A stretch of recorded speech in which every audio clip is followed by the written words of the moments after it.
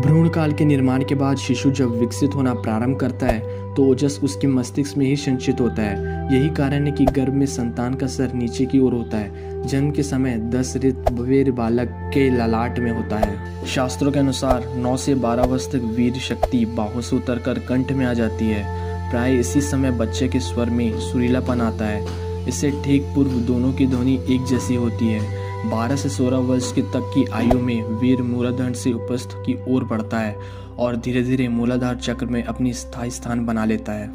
काम विकार पहले मन में आता है, उसके बाद तुरंत ही मूलाधार चक्र उत्तेजित हो उठता है और उसके उत्तेजित होने से वह सारा ही क्षेत्र जिसमें कि कामेंद्रियां भी सम्मिलित होती है और वह उत्तेजित हो उठती है। ऐसी स्थिति में ब्रह्मचर्य की संभावना कठिन हो जाती है। 24 वर्ष तक की आयु में यह शक्ति मूलाधार चक्र में से शरीर में किस प्रकार व्यक्त हो जाती है, इसका उल्लेख करते हुए शास्त्रकार कहते हैं कि जिस प्रकार दूध में घी, तिल में तेल, ईख में मीठापन तथा कष्ट में अग्नि तत्व सर्वत्र विद्यमान रहता है, उसी प्रकार वीर भी संपूर्ण शरीर में रहता है।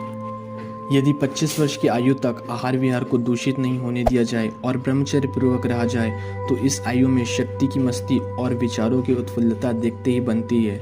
ऐसे बच्चे प्राय जीवन भर स्वस्थ रहते हैं एवं इस प्रकार रेतस का रचना पाचन प्राय हर क्षेत्र में उत्साह और सफलता के रूप में सामने आता है। उदरवृता बनना अर्थात जीवन को ओज को अपने उद्गम स्थल में ललाट में लाना, जहाँ से वह मूलाधार तक आया था, योग विद्या का काम है।